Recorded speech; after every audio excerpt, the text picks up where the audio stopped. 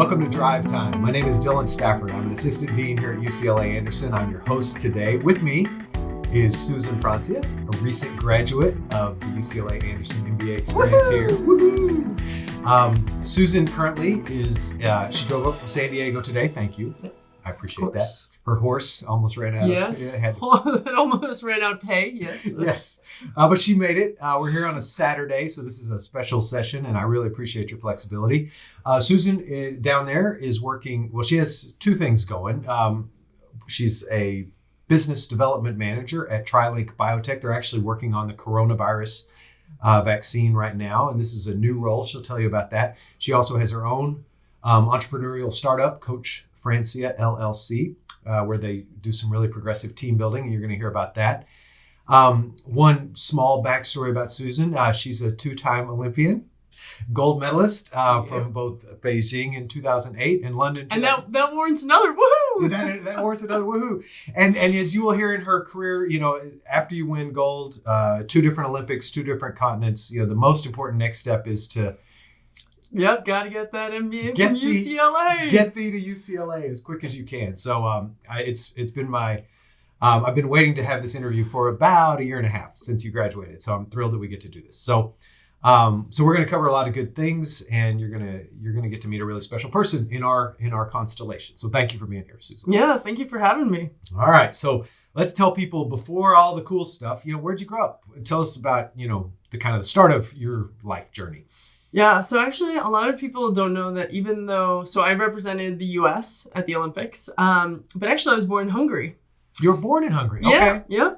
Both my parents are Hungarian, and my mom came over. She was a PhD in molecular biology, and she came over to work in academia. And so my dad and we came over with her. So yeah, how old were you when you came? I was about 2.5. Okay, so 3 years old. Yeah, so I don't really remember.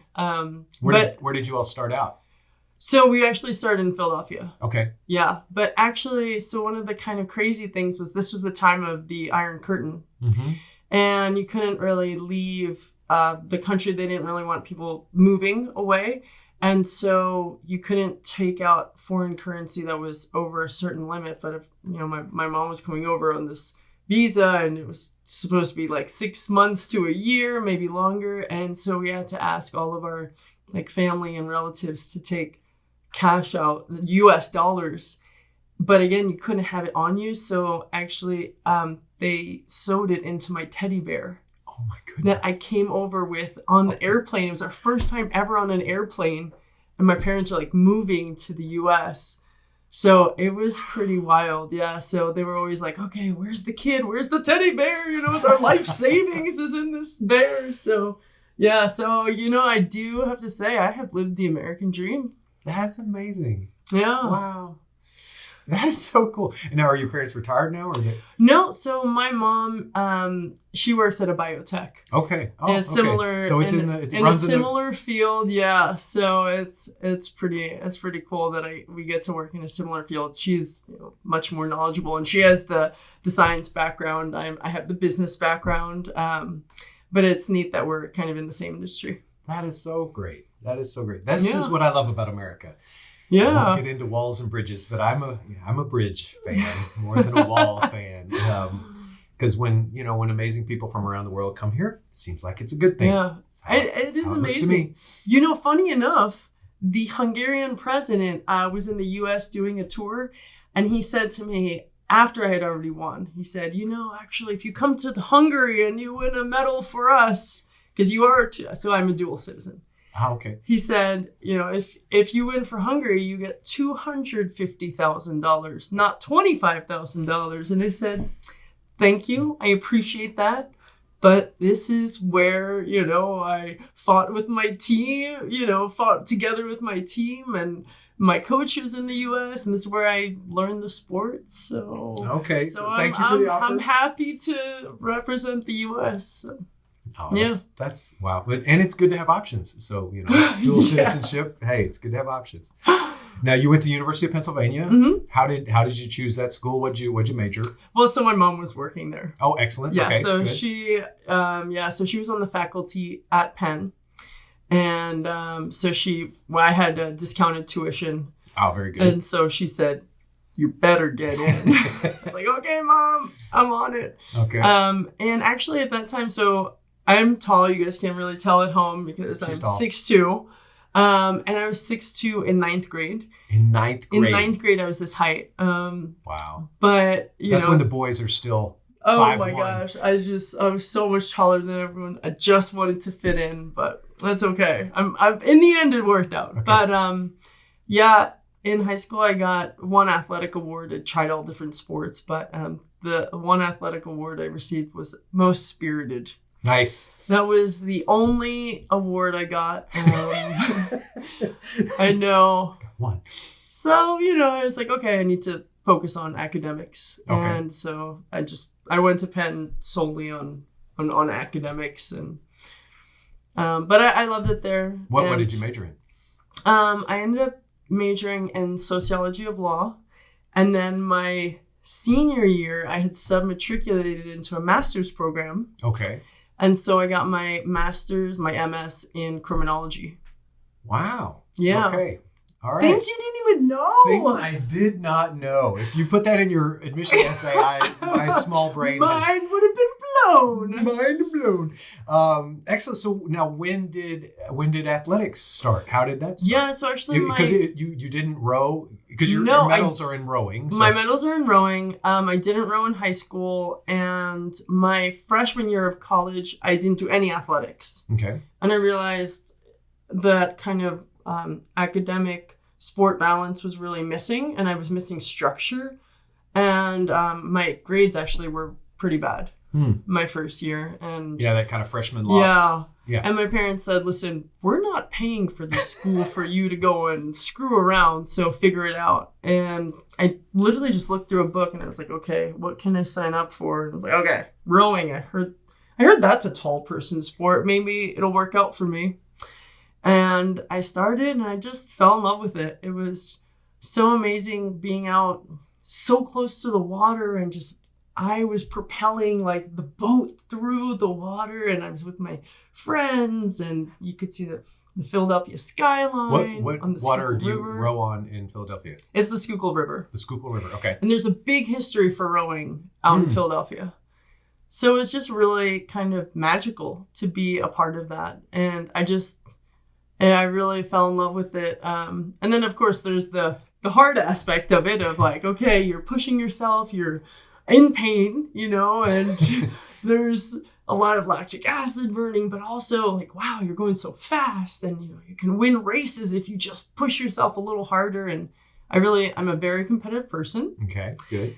And I just fell in love with this whole idea, and just even like the feeling of being out there and moving together with 7 other people. It really is.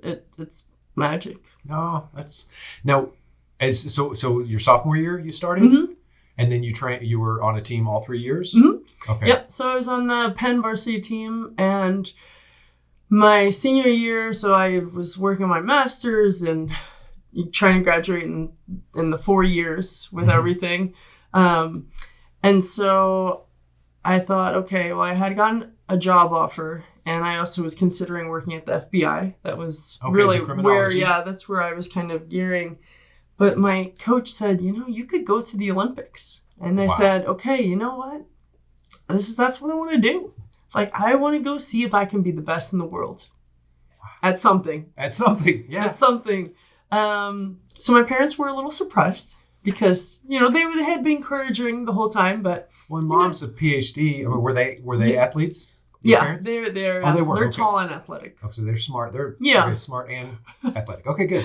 And good looking. You're welcome, Mom and Dad. But yeah, no, so they were really supportive. But they were a little bit like, are you sure you're the most spirited? You're not the MVP. So I started on the US team, and there everyone was my height. It was no longer really this big advantage. But I just loved it, and I just loved getting up every day and all right, how can I push myself today, and what am I capable of today, and just kind of it's small steps, and it's a grind. A lot of people, they just see, oh, the Olympics, on the TV once every 4 years, but it's that every day. Like how many hours a week is the training regimen? Well, as you got serious, well, I guess if you're varsity at Penn, that was already varsity at Penn serious. was to a point. That's Okay. like 4 hours. a But day, a day. 3-4 hours a day while you're a full-time college student. Maybe 3. We'll say 3. Okay. But then when it's your full time, then it's about 6 hours. And then around the 6 hours of training, where it's like 2 or 3 training sessions a day, you're doing everything to recover. Mm-hmm. So it sounds really fun. Like, oh man, you ate 5,000 calories today? That sounds awesome. But after a while, you get tired of just constantly eating. And it's like, my dad would call me, oh, how are things? And I'd be like, yeah, I just woke up from my nap. And he'd be like, oh man, what a life. Enjoy those naps. In the real world, there's no nap time. There's no napping in baseball. Yes. Oh my. But it was really great. And, leading up to that first Olympics was just an incredible experience because it was so competitive to even get to the boat. Mm-hmm. And our coach did a very good job of making a lot of internal competition, but also making us feel like we needed each other. So it wasn't... How many people are on the boat? So there are 8 of us in the boat.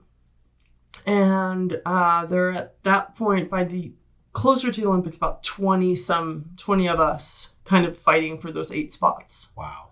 So it had been kind of weeded down to the 8. And even just that month leading up to the selection date was hell. Mm-hmm. Because That's we were gotta just be. constantly racing. And at this point, you're just reflecting like, oh my gosh, this is 4 years that I put into this. And this is what it comes down to, this last race. So there's so much pressure. And honestly, I'm so grateful that our coach put us through that, because then when we got to the starting line of the Olympics, it was like, oh, I just have to do one race.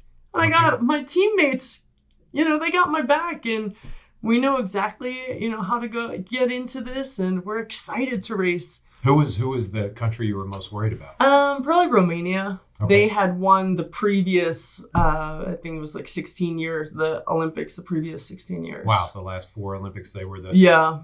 Okay, so they were the team. And the U.S. had never won. Oh, I forgot that part. Yeah. Oh. And then we came away with the Okay, gold. I haven't seen this yet. Ta-da! Woo! Oh my God. And... Can I touch it? Yeah, Oh my please.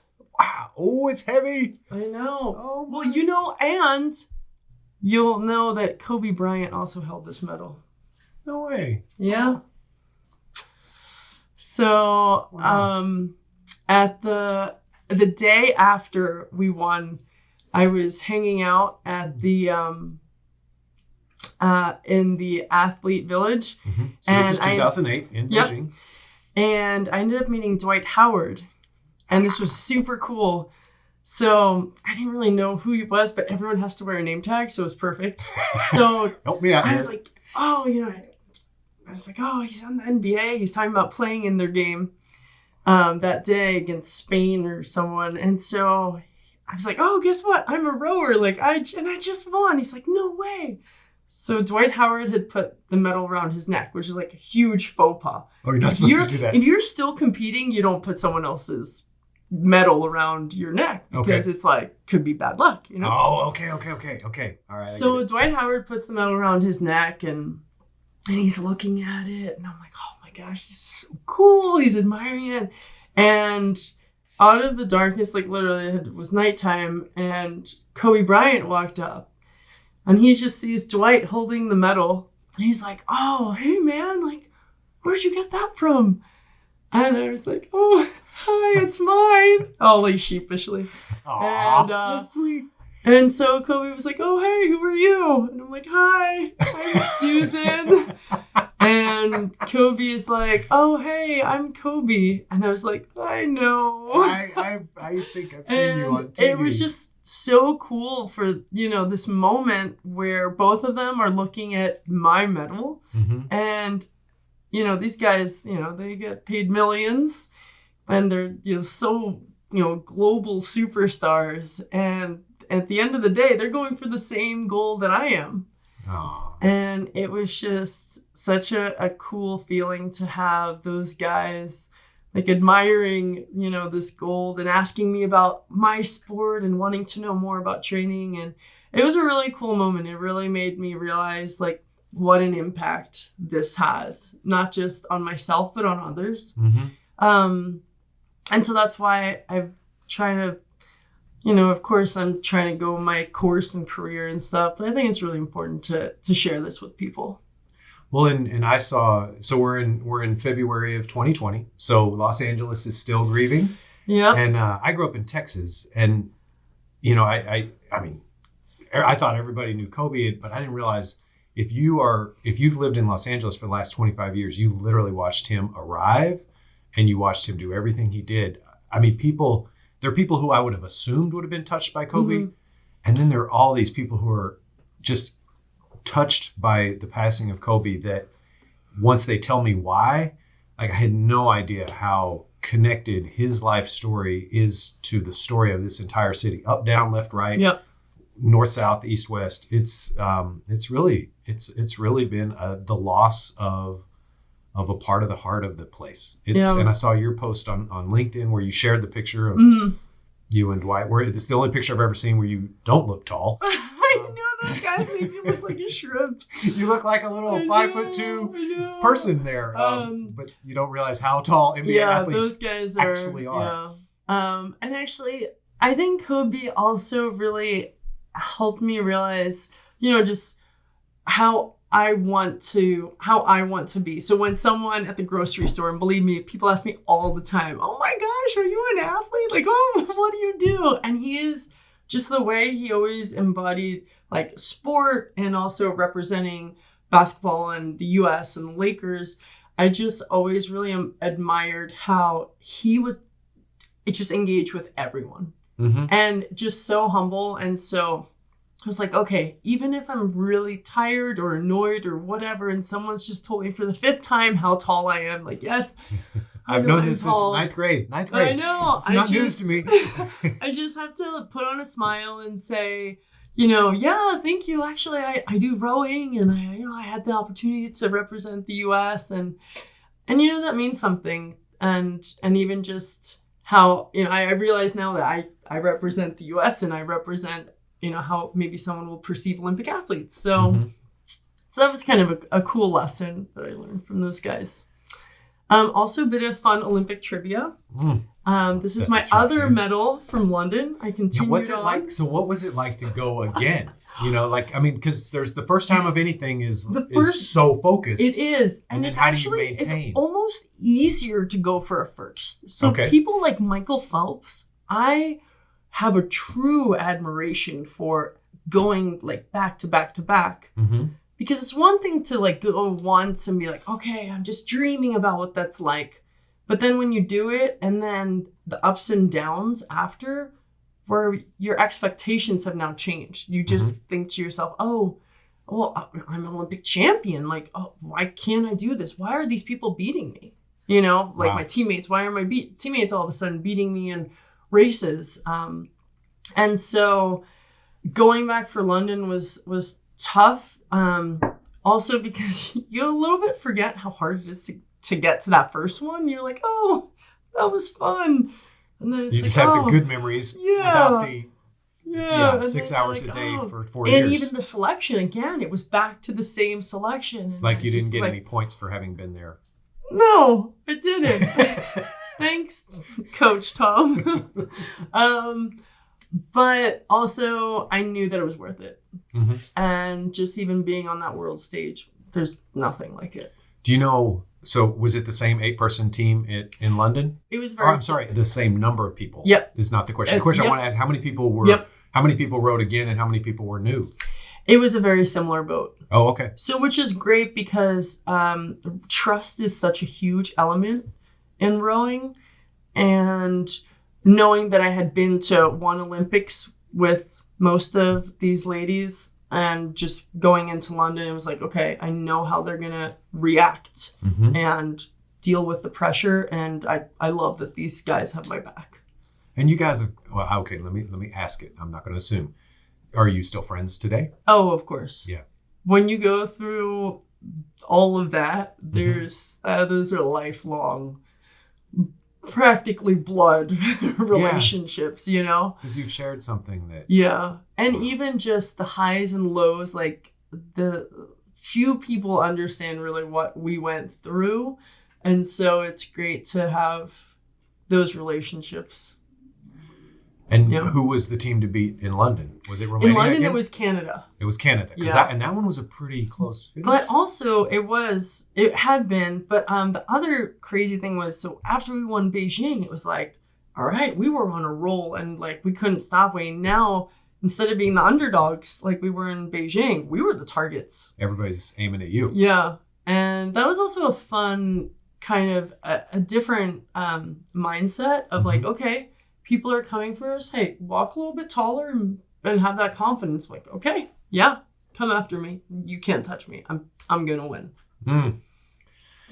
Okay, so they're probably out there going, ask her this. You know, I'm so starstruck. I'm like, okay, what's the cool question? Is there any Olympic question I should ask you that I haven't asked you? Because I mean, it's so like it's the most watched sporting event in human existence. Not the Super Bowl, not the World Cup. You know, the Olympics, nothing connects humanity on the planet in any sporting event more than the Olympics. It's the most watched thing there is. Yeah. And you got to do it. Anything that, you know, people might be curious about that people ask you a lot or anything like that? I think one of the things that we kind of forget about when we go there is even just participation, you know, and seeing people from so many different parts of the world. I think that is really kind of like you're saying, just how it ties people from all over the planet together. And I got to see, you know, some runners from Kenya and who I had only really seen on TV running. And it was just like, you know, just their body type and seeing like, okay, well, for someone to be the best long distance runner, this is what they look like. Or for them to look at me probably and think like, wow, this is such a tall girl. Or seeing the Brazilian women volleyball players. My gosh, you think I'm tall? Wow, those girls are even taller than me. But it was so neat to see all these different people from all these different nations. They're coming together, but also such different like body types and heights and what they need to be the best at their sport. It was just a really like, I was like, oh, I'm at like the, you know, athletic UN. That's amazing. Wow. So it was, well, I wish we could do like a big kickball game at the end of like just everybody and just like mix up frisbee teams. Or something. Yeah. See what happens. Yeah. Cause to run a marathon in under 2 hours, that takes a certain, you know, like a frame, certain frame. Yeah. Just are you saying it's not going to be us? Yeah, it's not going to be. It would never be me. But yeah, that's and then you know we're here in the brand new Marian Anderson Hall, and that's the Olympic Village right behind us. Oh, really? This is where it's going to be? Yeah. So UCLA undergrad. Yeah. We're looking out the window now, but when Los Angeles hosts the third Olympics, 2028. UCLA is going to be the athlete village. And this was also the athlete village in 1984. And I know that because it was in my admissions essay. Which I forgot. That's okay. No. Yeah. It was in my admissions essay. Oh, that's funny. No, I forgot. I was like, why do you want to go with UCLA? And I was like, oh, I want to come here because of the like rich heritage of sport and because I wrote about how I wanted to go into sports afterwards and work in sports business. And I was like, and it worked. She earned her C. And so two things off that. You know, there's I work out at the Wooden Center over here, and they got all the Wooden quotes on all the walls. John Wooden, our famous UCLA coach, John Wooden, and I love the one. Talent may get you to the top, but it takes character to keep you there. And so I think even as you reflect on 2008 to 2012, I got to touch this one too. Yeah. I touched 2 Olympic medals. $5. $5. I'll write a check. I'll write a check afterwards.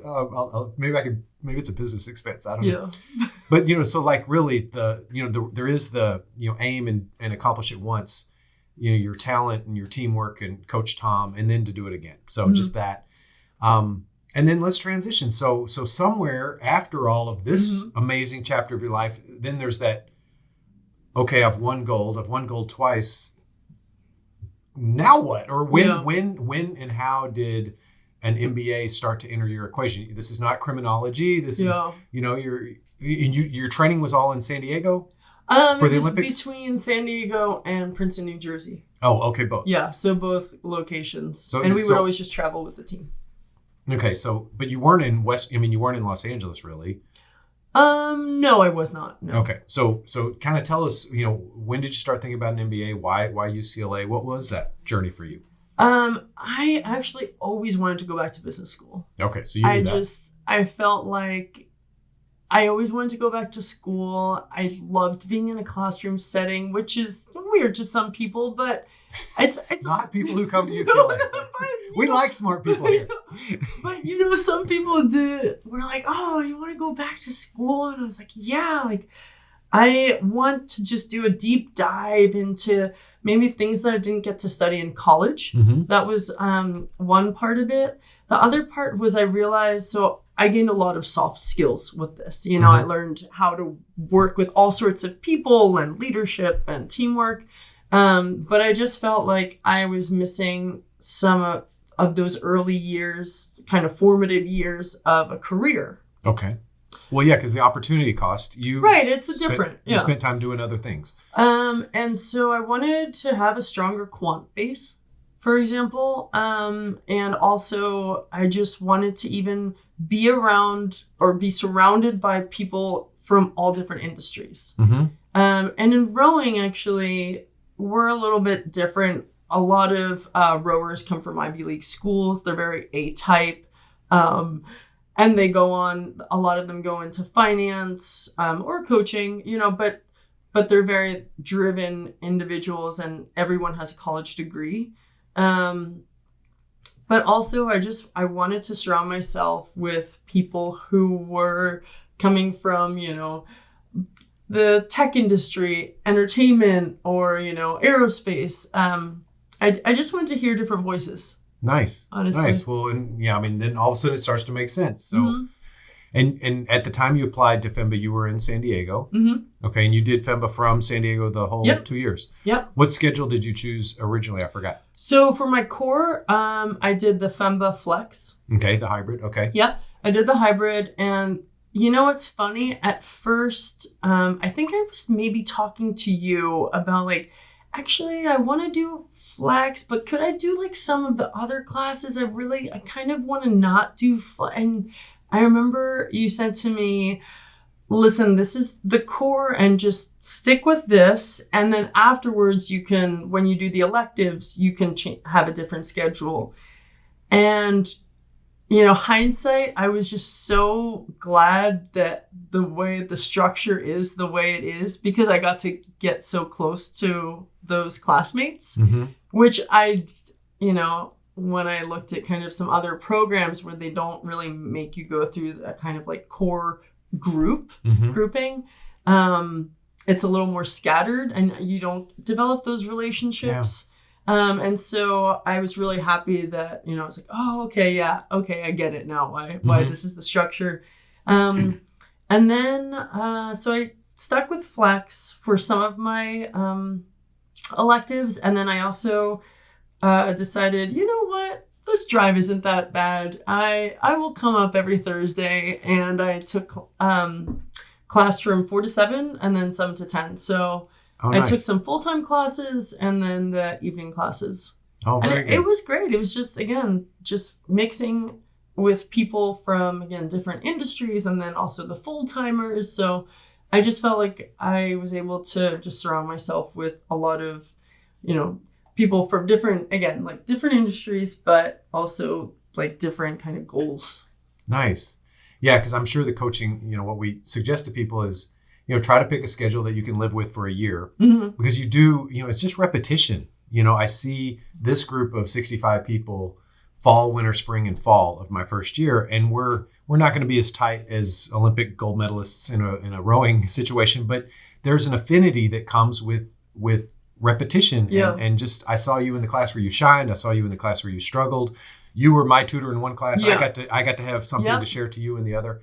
So that, and then the electives, then you're going to build a second network, which is made out of people with, we're all in finance electives Mm-hmm. or accounting or entertainment or whatever. That would have been probably where I was coming from. So you can move around, but if you can have that continuity, we find it does give you a good. It was really helpful. Yeah, Good. I enjoyed it. That's great.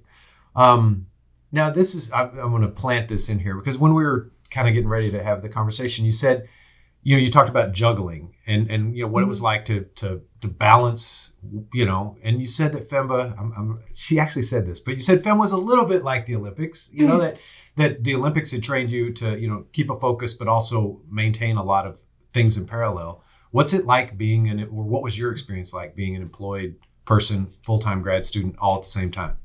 Oh, I think it was actually very helpful on two fronts. One was applying the things I was learning in school and in the classroom to the workplace the next day. Yeah. And then the other thing that I thought was very helpful was, again, this concept of juggling, which I like having that kind of, again, it just adds structure.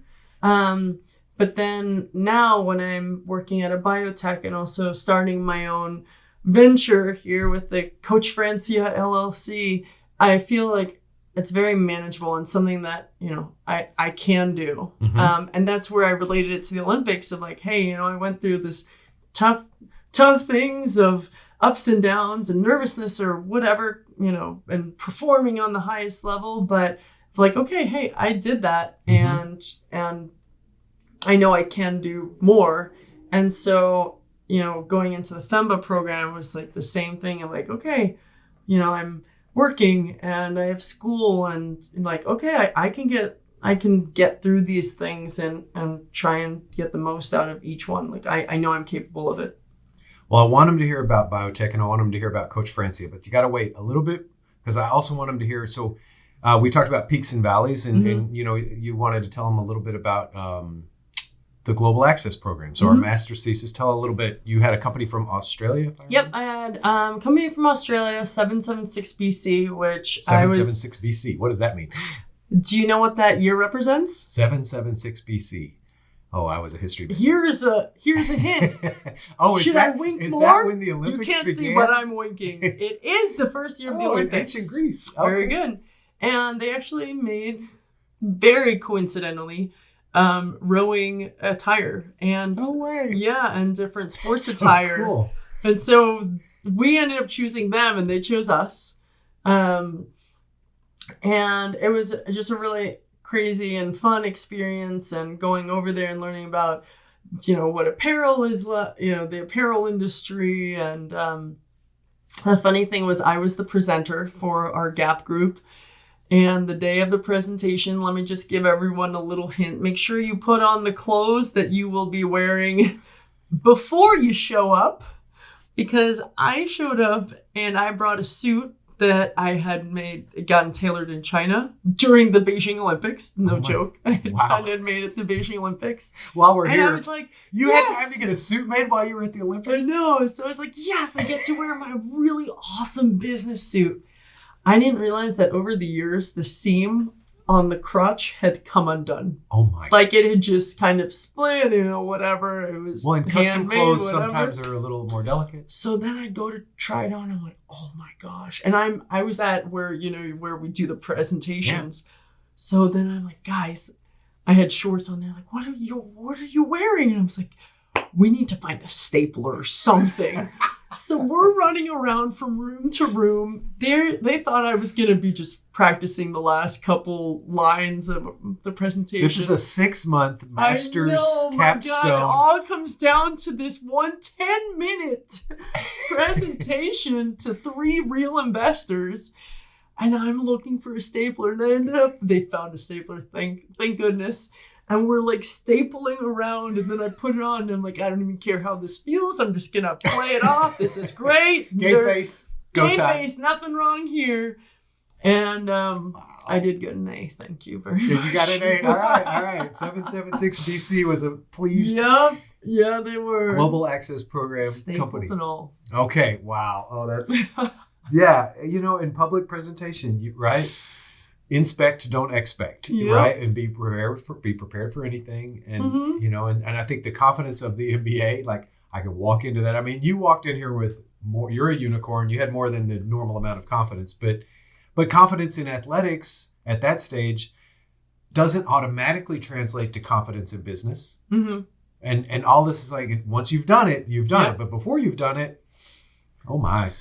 Yeah, so that was a good one. But it did teach me a lot about preparation. And that was something that we did a lot in sports. And it was something that I felt I did a lot throughout the program. But it's also a little bit of attention to detail, like clothes, right? But again, it's preparation. Are you, how are you prepared? Make sure your laptop is charged up. Make sure you have the file online in a thumb drive. All those things. So another peak from the academic experience here was you did one of we have our global immersions, but you did a really unique one. You went to.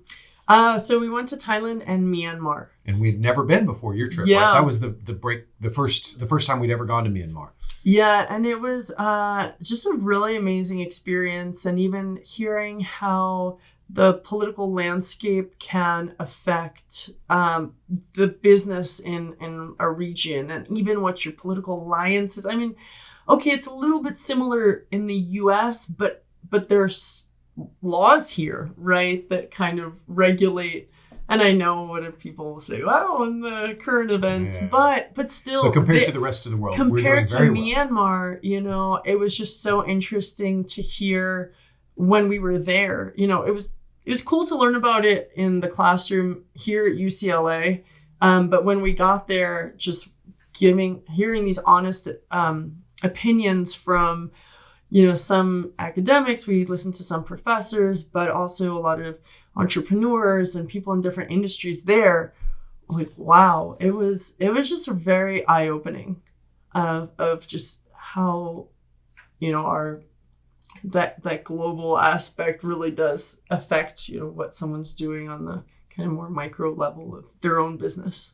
Yeah, Dean Olean always, she was never a fan of Australia and London. She wanted, not that she didn't love Australia and London, but in terms of, and she's Australian herself originally, but in terms of destinations, she wanted us to go to non-English speaking, emerging market, way outside of the comfort zone, and physically be there, physically see it, physically experience it. So that was, Yeah, and actually, so I also got to go to India. So speaking. Oh, that's right, you did too. Emerging markets, and that was a really incredible experience. And I think the global immersion programs are, again, help you get closer to your classmates that are coming from the executive program, the full-time MBA, the FEMBA program. So that was actually very, very fun too. And I still keep in touch with those connections. Well, yeah.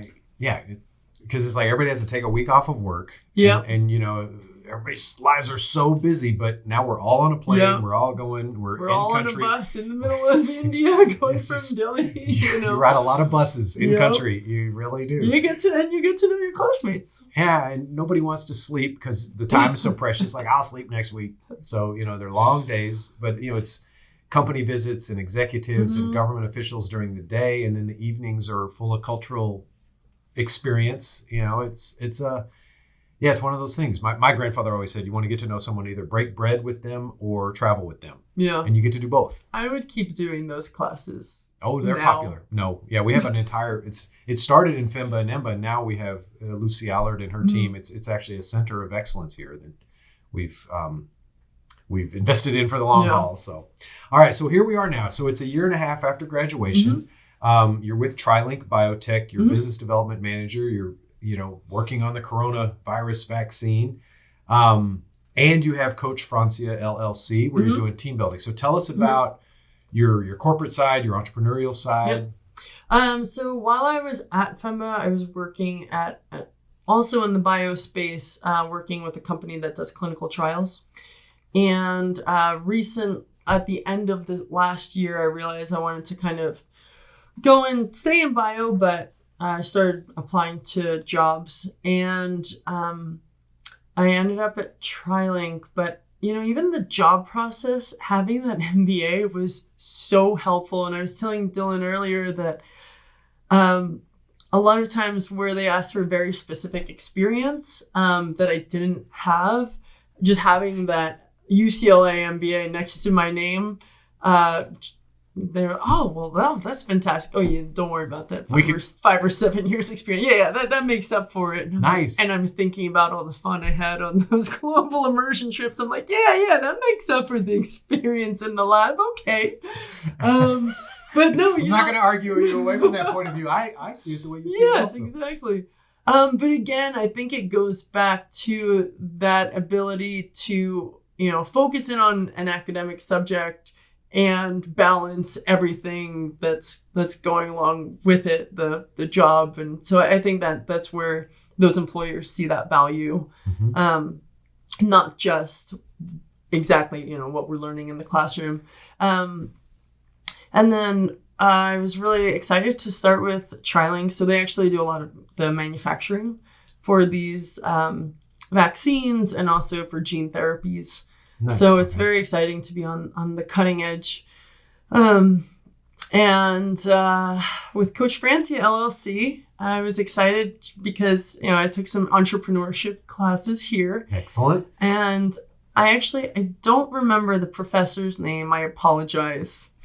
But I was one of those Thursday classes, and every single day we would walk into the classroom, we'd sit down, and he would say, this really stuck with me, if you have the music in you, don't let the music die. Ooh. And we would just start the class every damn week. He would start with that saying, and I'd be like, oh, okay, all right. I'm going to write it down. And it's something that has really just stuck with me. And I really enjoy working with people and kind of helping them figure out how to be a better teammate and also have better leadership skills. And so that's kind of like my side hobby. But my mom, also kind of going back to her, she is in the bio space, like I said, and she wants to start her own company. And so now I'm like the professor, and I tell her, and I email her all the time, like, don't let the music die. He said it to me, Oh, how cool. Your mom, who's a PhD, you're paying forward your MBA lesson to support her taking that crazy brave step. I'm trying to motivate her and just remembering what all the things that I learned in my entrepreneurial courses. So that's been kind of cool to have that kind of influence that from that UCLA had. Now I can kind of try and do that in the real world now, of starting a business, but also being in the industry and keep going with my career. And one of the things you're doing with Coach Francia LLC is team building exercises in boats. Yep. What in the world is that? Hey, that's going to be the next time you guys do your leadership week. Okay, we're all going to San Diego. Now, instead of going up on top of that log, and the ropes course, I was like shaking so hard that the damn log was just moving all over the place. But that was pretty fun. And it was actually, it was fun to see also how our teammates would react. And I know I'm more aware of it just because of this and kind of working with team building exercises. But I think next time you should bring everyone out in a boat. Wow. Yeah. And I think it was in one of my courses we were reading. I'll have to look up the professor later. But we learned about how if you do some kind of exercise or something with others that you perceive that you're in danger or it's a little more risky, that also in itself builds a bond, no matter what it is. No matter what, yeah. Yeah. Mm-hmm. So that's why I tried to scare the hell out of everyone in the boats. Bond or drown. Bond or drown. It's executive team building. Aren't you having fun? And the risk assessment people we have all the C-suite in a boat with an Olympian. That seems right, unless this goes... Why does she keep shaking the boat? No, I'm kidding.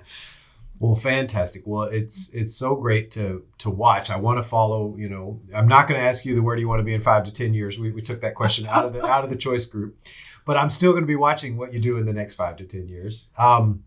My kind of wrap up question, unless there's anything I've forgotten, any shout outs to faculty or friends from school or anybody who needs a an attaboy for help or attaperson for helping getting you through the program? Just one quick shout out. Congrats to Amanda and Chris, Amanda Rothstein and Chris. I'm totally blanking on his last name, but they actually just got engaged and they were in my FEMBA class. Oh, yeah, and they were in the same core group. Oh, how cool. Yeah. I love that. It's not a dating service, but No. it works. It works for some people. Oh, I love that. Yeah, I love the humanity. You know, everybody's here. Yay, we're going to, you know, be CEO of our own life. Also, I don't know if you remember Mary Devon Dietzen. She also, she was also one of our classmates. And, you know, it's kind of great whenever I come into LA. They're like, oh, come stay with me. So I've been hanging out with her and seeing out as many people as I can. Awesome. That's yeah. I love Professor Foster from the Global Access Program says, for the rest of our business career, we always are asking 3 questions over and over. Who are you? Where are you going? Can I trust you? Mm-hmm. Right? Business is forever this relatedness, this relationship. So, you fill your LinkedIn with good people mm-hmm. and you can leverage their expertise. You can call them for support. And that handshakes-to-hugs metaphor we use around here, mm-hmm. leadership foundations, orientation's a handshake, and then commencement, it's... Actually, you know what? One last thing. In the leadership week, we also did... It wasn't the team building, but it was the following day where we had to do exercises with each other. Mm-hmm. And one of the big ones was making eye contact. And he brought up a really good point, like, when you are in the hallway and you know that person and that person knows you and you both know it, and then you just look the other way. Ooh. And this guy, I remember he made us like stare at each other and then also just bring up like literally saying hi. And it's so crazy at my current job. There are a lot of engineers and some very analytical people who, sometimes aren't, as crazy social as I am, but it's really fun to see like my bond with them just grow and improve because of some of these skills that I learned here, even though, these are my soft skills. Just passing someone in the hallway and just being like, I learned this in, the leadership week. Look at them and acknowledge them, smile, say hi. And what a difference it makes. Oh, I love it. Yeah. M.B.W.A. management by walking around. Some of this stuff, it's so high-minded on the one hand and it's so practical on the other. And I think the dance of those two worlds, like people that they see regularly and taking that half second. Well, that's okay. So that's the perfect segue to the last question that I like to ask. And I'm very curious what you might share, having accomplished everything you've accomplished. But I love asking people about, what's a productivity hack? Because it's this crazy time. We're so flipping busy. Mm-hmm. Everybody's busy. When people say, how you doing? I don't even say I'm busy anymore because I'm like, that's a non-answer. Mm-hmm. Everyone is busy.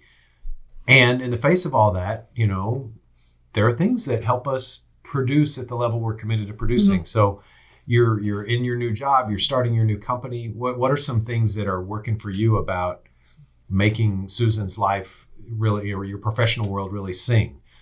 Honestly, preparation. Okay. And preparation as early on as possible. Everything from laying out your clothes.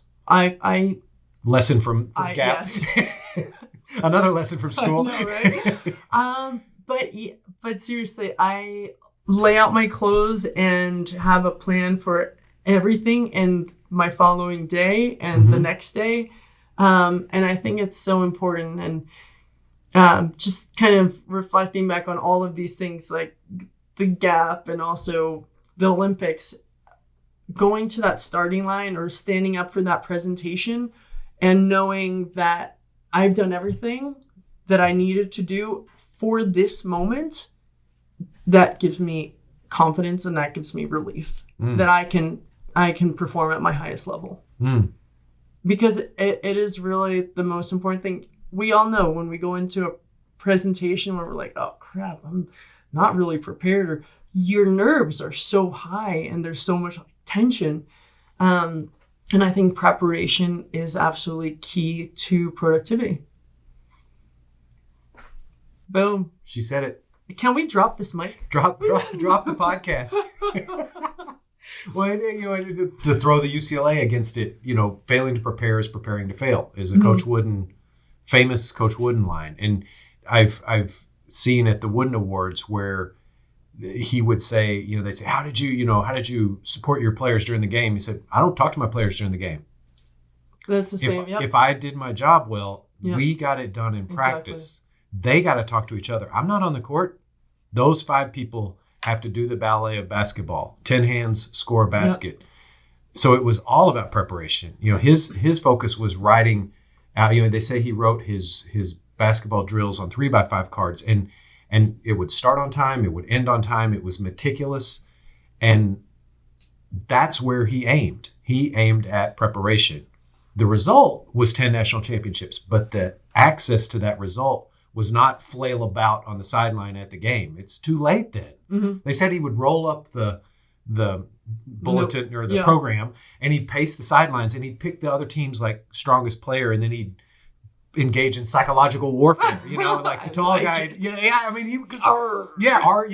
be the point guard. He'd be talking about his dribble, or the tall guy. He'd be saying, you can't. Yeah. Whatever, but his players were prepared, and his players were communicating. And that gives so much confidence to those players. Yeah. Because they also know exactly what to expect. Yeah. Coach trusts us, and he got us here, but now we got to, you were in the boat. You were on your GAP team, and, your GAP advisor was in the stands. Your Coach Tom was on the sidelines. You all were the 8 women in the boat. What do you say when you start a race? Is they fire a gun? What makes it start?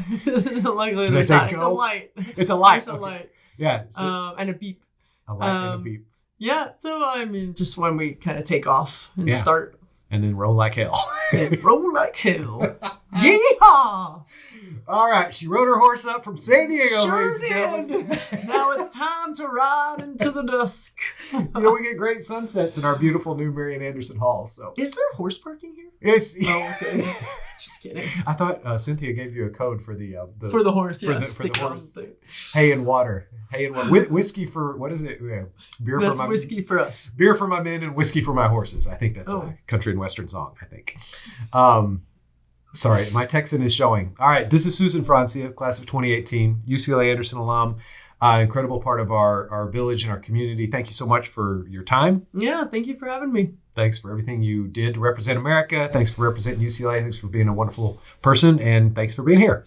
Yeah, thank you very much. Go Bruins. And if you want to find me, just look up Susan Francia on Instagram. I'm happy to answer any questions. And, Dylan, you can also throw my email on there. I'm really happy to answer any questions about UCLA or my Olympic experience. So thank you. Yes, and you can find Coach Francia LLC for team building for your company. You also do inspirational speaking. Throw a plug in for that. That's right. Hey, if you weren't inspired today, well, don't ask for a refund, okay? Your subscription fee. You're not getting it back for this incredible Drive Time podcast. All right. Thank you all very much. Thanks.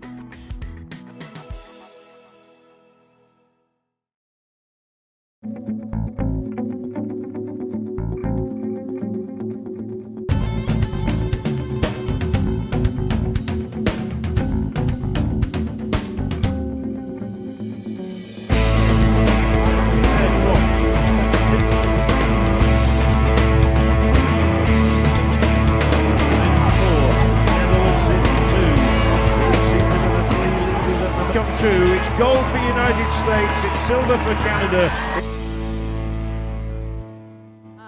And I looked through the guide of sports that you could join, and one of them was rowing, and it said, walk-ons welcome.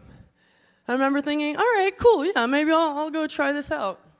And I went to the very first walk-on meeting for rowing. I remember walking in, I'll never forget it, into this big auditorium, and I walked down to take a seat, and I remember these girls staring at me, and then this one said, she was on the team already, "You're gonna be awesome." It's yeah, I love rowing. This is a great sport. So it was so cool. I was yeah, never picked up an oar, but I was this is my favorite sport ever. So the cool thing is, luckily, it was the finally got to live up to potential. And I got into the boat, and I remember I was like, man, this is so cool. I'm on the water, and I remember being in this aid, and no one has any idea what they're doing. And I'm just looking around, looking at the Philadelphia skyline, and I remember I'm just not even paying attention. I just punched the girl in the back in front of me with my oar. She like turns around like, what the hell are you I'm like, I'm sorry, I'm the best rower, remember? That's me. In 2008, we got to Beijing. We kept very focused. We had an awesome race, and I got to come away with this. Thank you. Yeah. No, stop it. It gets better. Oh. I remember being out on the water and thinking, oh my gosh, I love this. I really, really love this. And I think, I know you guys have your three-peat and you're going for 4 or 5 and beyond. And I think that part of that is from a passion. And not just like it's a grind. It's when you realize that, like, you know what, you're passionate. You're passionate about what you do and the product that you're getting out there. And for me, it was realizing that I'm passionate about rowing and doing what I love. So it's not work. It's fun. It's been truly a wonderful experience. And I never, ever would have thought that I would go from most spirited to having 2 gold medals. And it's really, woo! It's really like not something that, obviously it doesn't happen overnight. It's something that I had to work really hard for, but I'm really glad that I did it because, hey, I wouldn't be standing here in front of you guys.